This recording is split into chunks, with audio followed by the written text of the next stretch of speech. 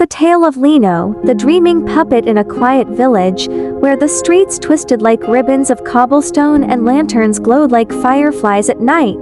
There lived an old carpenter named Orel. His hands were worn and scarred from years of shaping wood, but his heart was tender, carrying a wish he never spoke aloud. He longed for family. One winter evening, when the stars burned sharp and bright, Orel carved a puppet unlike any he had ever made. The puppet had round eyes, painted with care, and a smile so warm it seemed alive. He named the little figure Lino. When Orel finished, he sighed. "If only you could laugh, Lino. If only you could run across these streets like the children I see each morning." That night, while the village slept, something miraculous happened. A silvery light slipped through the cracks of the workshop window. The light coiled around Lino, shimmering as though it carried the whispers of the stars themselves. A gentle voice spoke, "Every heart that dares to dream deserves a chance. Puppet of wood, rise and seek the truth of who you are." With that, Lino blinked. His wooden chest rattled with a gasp. He stood, wobbly at first, and looked down at his small wooden hands. Though he was still carved from oak, he felt warmth inside, a tiny spark like a heartbeat. When Orel awoke the next morning, he nearly dropped his tools in shock.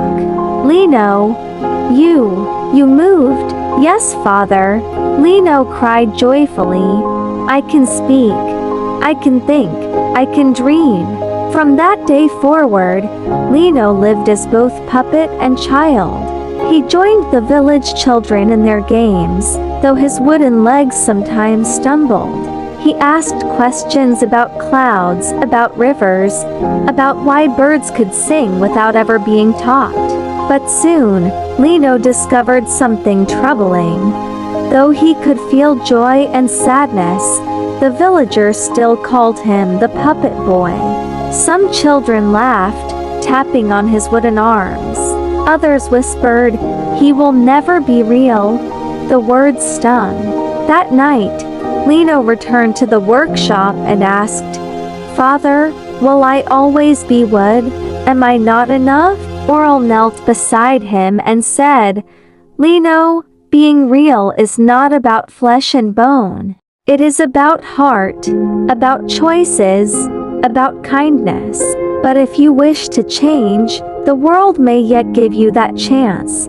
Determined, Lino set out on a journey. He wandered through forests where trees whispered secrets, across bridges guarded by foxes with silver eyes, and into valleys where dreams themselves seemed to bloom as flowers.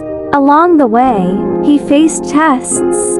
In one village, he was tempted by tricksters who promised him glory if only he would lie. His nose didn't grow like in the old tales, but his chest ached, heavy with guilt, until he confessed the truth. In another place, he saved a lost bird tangled in thorns, though the sharp branches scraped his wooden arms. Each act of honesty, each choice of bravery, made the spark inside his chest burn brighter. Finally, at the edge of the world, Lino stood before a great lake that reflected not the sky above, but the dreams within one's heart.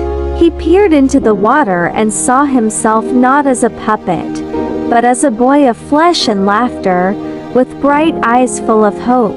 A voice rose from the lake, the same gentle one that had awakened him. "Lino, you have proven yourself. You have chosen truth over lies, kindness over selfishness, courage over fear. You were real long before you believed it." The water rippled and light wrapped around Lino once more. When it faded, he gasped. His wooden skin had softened into warm flesh. His heartbeat thumped strong in his chest, and when he laughed, it rang out clear, like music. He rushed home to Orel, who embraced him with tears in his eyes. "My son, The old man whispered, "My real son." From that day on, Lino was no longer known as the puppet boy. He was simply Lino, curious, brave, and alive. And though he never forgot the feel of wooden limbs or the doubts he once carried, he lived with gratitude, knowing that what made him real was not magic alone, but the choices of his heart. And so, whenever the stars shine bright above the quiet village, children still tell the tale of Lino the puppet who dreamed, and in dreaming, became real.